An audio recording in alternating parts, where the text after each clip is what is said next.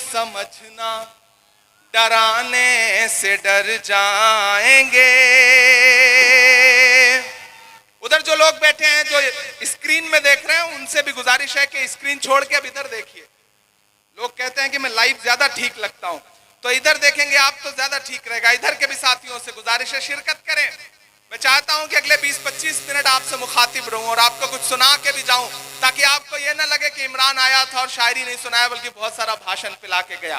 कि मत समझना डराने से डर जाएंगे। मैं इन दिनों मौलाना आजाद साहब को बहुत पढ़ रहा हूं। जब मुझे लगता है कि मैं दिल से दर्द महसूस कर रहा हूं तो मैं उनका एक भाषण सुनता हूं। 1947 में जो जामा मस्जिद की सीढ़ियों पर खड़े होकर के उन्होंने तकरीर की थी, मैं उसे सुनता हूं, जिसमें उन्होंने कहा था कि आओ अहद करो ये मुल्क तुम्हारा है, आओ अहद करो कि ये मुल्क हमारा है, हम इसी के हैं और इसकी तकदीर के बुनियादी फैसले हमारे बिना अधूरे रहेंगे। ये 1947 में एक बड़ी दूर तक देखने वाले शख्स ने कहा था। तो जब मैं उन्हें सुनता हूं तो मुझे अपनी ये नज्म याद आती है कि मत समझना डराने से डर जाएंगे, अब के सारी हदों से गुजर जाएंगे। मत समझना डराने से डर जाएंगे, अब के सारी हदों से गुजर जाएंगे। मौत के नाम का खौफ देता है क्यों। एक भाई साहब कुछ इनाम देना चाहते हैं, ये पैसा जिला कांग्रेस कमेटी को दे दें और इससे किसी गरीब को कुछ दे दिया जाए। बहुत शुक्रिया, आपकी दुआओं ने पार्लियामेंट में पहुंचा दिया है, वहां ठीक ठाक तनख्वाह मिल जाती है, उससे गुजारा हो जाता है। ये पैसा किसी गरीब के काम आ जाएगा तो आपका बहुत शुक्रिया। बस आप जो मोहब्बतें देते हैं, जो मेरा दामन दुआओं से भरते हैं, उससे बड़ी कोई दौलत नहीं है और मैं उसी मोहब्बत के हाथों बिकने के लिए तैयार हूं, पैसों की जरूरत नहीं है। मैं पढ़ता हूं कि मत समझना डराने से डर जाएंगे। मुझे लगे मैं बड़े हंगामों में शायरी सुनाने का आती हूं। अब तो मैं, पहले आप बुलाते थे, शायरी सुनते थे, पैसे भी देते थे, दाद भी देते थे। अब तो मैं सिर्फ आपसे कहता हूं कि बस मोहब्बत दे दीजिए और कुछ भी नहीं चाहिए।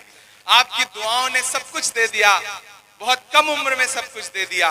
महज 34 साल की उम्र में इस देश की सबसे बड़ी पार्लियामेंट का हिस्सा बना दिया।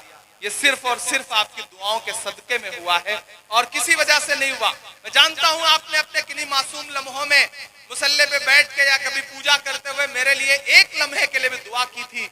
शायद उसका सदका है कि मेरे जैसा एक गांव से निकला हुआ इंसान, जिसके पीछे कोई बैकग्राउंड नहीं, कोई सियासी बैकग्राउंड नहीं, कोई अरबपति बाप की औलाद नहीं, लेकिन सीधे पार्लियामेंट में जाके बैठा।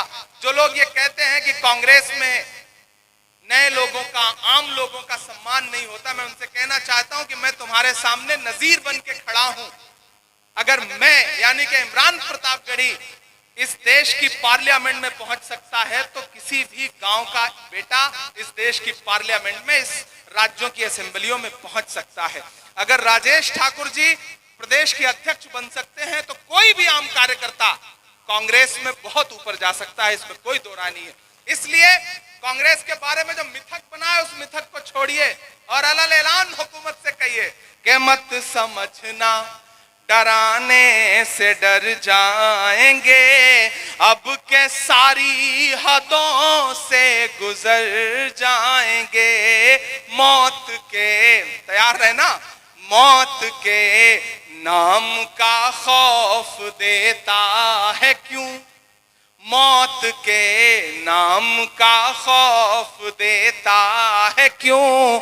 मौत जिस रोज आएगी मर जाएंगे।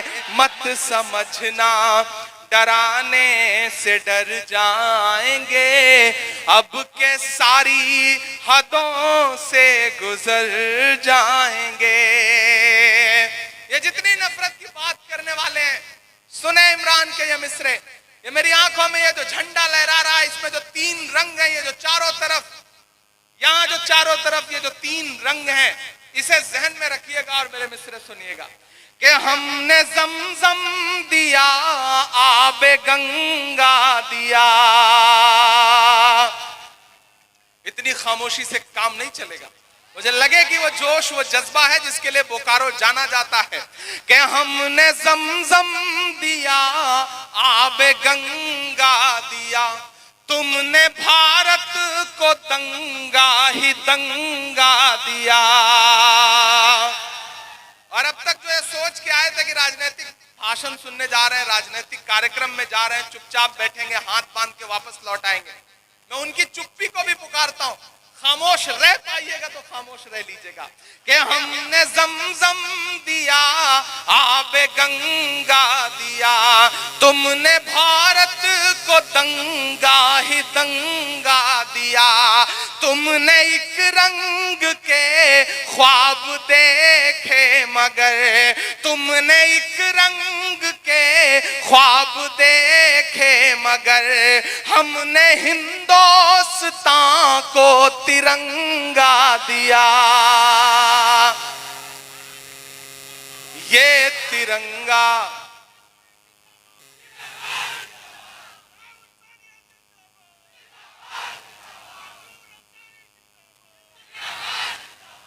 हमने जमजम दिया, आबे गंगा दिया, तुमने भारत को दंगा ही दंगा दिया, तुमने एक रंग के ख्वाब देखे मगर, हमने हिंदुस्तान को तिरंगा दिया। ये तिरंगा, ये तिरंगा बदन पर लपेटे हुए, ये तिरंगा बदन पर लपेटे हुए, एक दिन इस जमीन में उतर जाएंगे, मत समझना डराने से डर जाएंगे, अब के सारी हदों से गुजर जाएंगे, मौत के नाम का खौफ देता है क्यों, मौत जिस रोज आएगी मर जाएंगे, ना इधर जाएंगे ना उधर जाएंगे, बन के खुशबू फजा में बिखर जाएंगे। बोकारो वालों, मैं भी आने से पहले मिला था राहुल गांधी जी से, और कर्नाटक की जीत के बाद मुझे लगा वो बहुत ज्यादा खुश होंगे, तो उन्होंने मुझसे बस एक ही बात कही कि कर्नाटक की जीत अच्छी है, कार्यकर्ताओं को बधाई, लेकिन जब तक दिल्ली नहीं जीतेंगे तब तक जीत अधूरी रहेगी। उनकी जो ये जिद है, उनका जो ये जुनून है, जब मीडिया पूछती है कि इमरान साहब कर्नाटक की जीत पर आप क्या कहेंगे, तो मैं एक ही बात कहता हूं कि महाराष्ट्र, मध्य प्रदेश और कर्नाटक तीन वो बड़े स्टेट थे जहां भारतीय जनता पार्टी ने लोकतंत्र को लूट करके सरकार बनाई थी। कर्नाटक का रिजल्ट हमारे सामने है, आने वाले दिनों में मध्य प्रदेश का रिजल्ट उससे अच्छा होगा। और महाराष्ट्र से मैं सांसद हूं, मैं महाराष्ट्र की मिट्टी की नब्ज समझता हूं, इसलिए कह रहा हूं कि जिस दिन महाराष्ट्र में चुनाव होगा, महाराष्ट्र का रिजल्ट आएगा, उस दिन भाजपा को मुंह छुपाते नहीं कहीं मिलेगा। ये मेरा दावा है, ये मेरा वादा है।